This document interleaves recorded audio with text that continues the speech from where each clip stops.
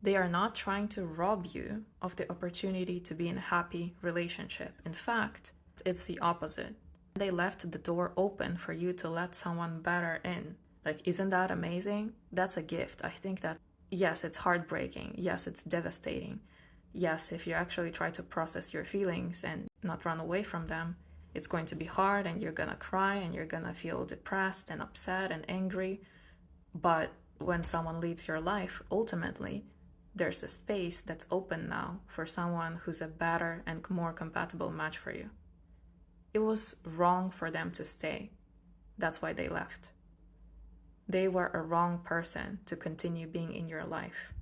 And believe me, when something is wrong, you should be grateful that it left your life. Oh my God, you should be grateful. That's a good thing. Even if it's devastating in the moment, it's still a very, very good thing in the long run from a bigger picture. You cannot even imagine if that wrong thing stays, what you're gonna be missing out on when you are subconsciously or consciously settling for something that is just not yours. It's not good enough. There is something much better. So many people, and it's absolutely tragic, but so many people cannot imagine a good relationship because they are used to being in a bad relationship and being mistreated. So many people are not used to being happy and having peace at home because they're constantly having problems with their partner. So many people have settled with someone out of fear or belief that they would struggle to find someone better who's just better, and now are quietly dissatisfied and wondering what if they had waited and been more patient. You know, it is an opportunity for all of us who understand that we deserve to have good things. It's an opportunity for us to wait and be patient and to become clear on what is good for us. We do deserve to be happy. We do deserve to be treated well. We do deserve to be with someone who thinks we are amazing and supports us, and who we also think is amazing and who we want to support.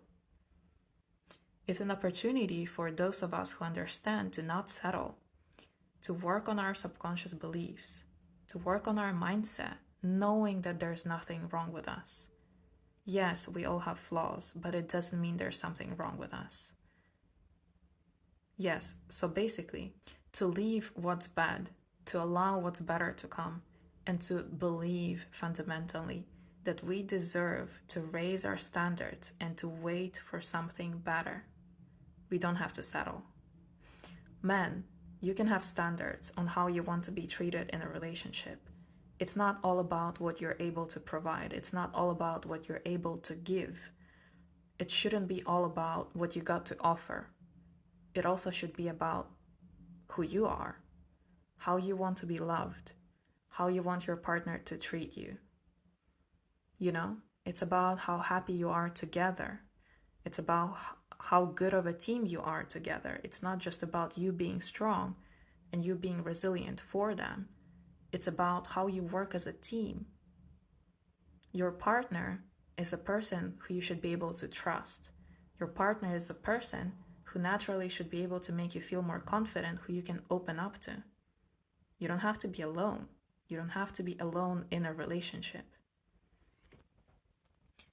Don't approach relationships from a viewpoint of having to earn your worth from a woman by providing something. She doesn't give you your worth. You already have it.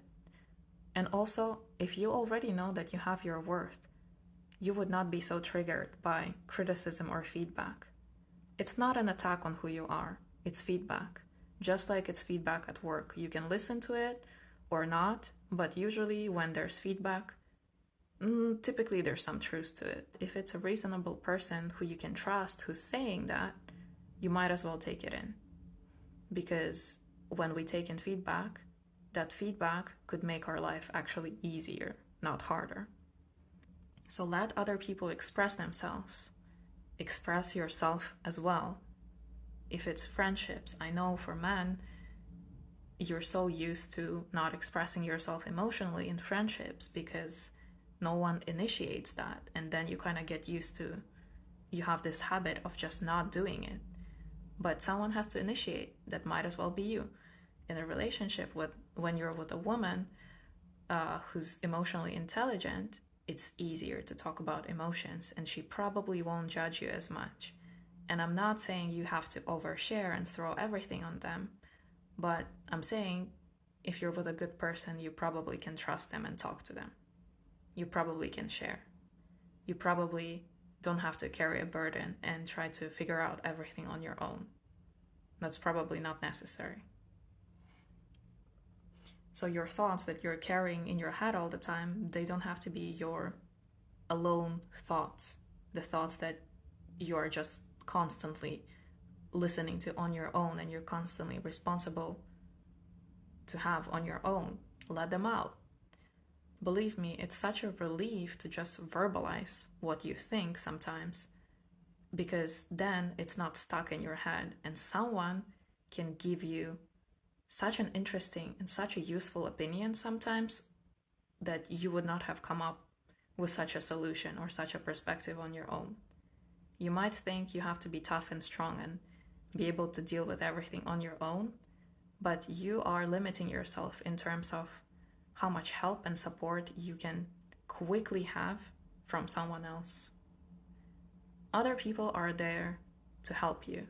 Not everyone, but if you open up to having help and support, you will get it, and it will be so much better and so much easier and quicker resolving it than you would have tried on your own. So, yeah, just a reminder, you're a person, you have feelings. That's normal. You're a person, you have weaknesses. You're a person, you have insecurities, flaws, soft spots, doubts, worries. You're a person. That's normal. If someone told you to not cry when you were a kid, oh well, too bad, but you can. They were wrong. They were just wrong. You can cry, you can be upset, you can have needs, you can express those needs, you can be disappointed, you can feel not certain about yourself. That's all acceptable. That's normal. Don't hide all these things in a relationship. That's a chance for you to connect to your partner and to let them know who you are, to let them know what you're struggling with so they can help you. And equally, you can help them. Okay.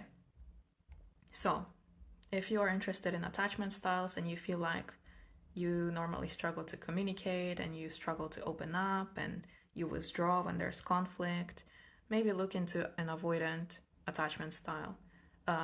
Probably dismissive avoidant attachment style. That could be very interesting, how much you can learn about yourself once you start reading into attachment styles. If you are more of a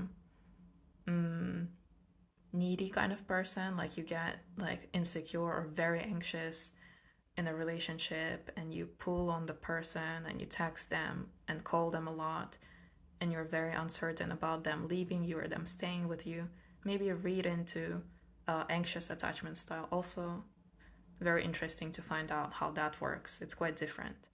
If you are a mixture of both, so kind of like pulling away, withdrawing, not being available, but also like feeling too needy and feeling afraid that they're gonna leave you and feeling anxious, perhaps you have a mixture of both of those attachment styles, which is called fearful avoidant.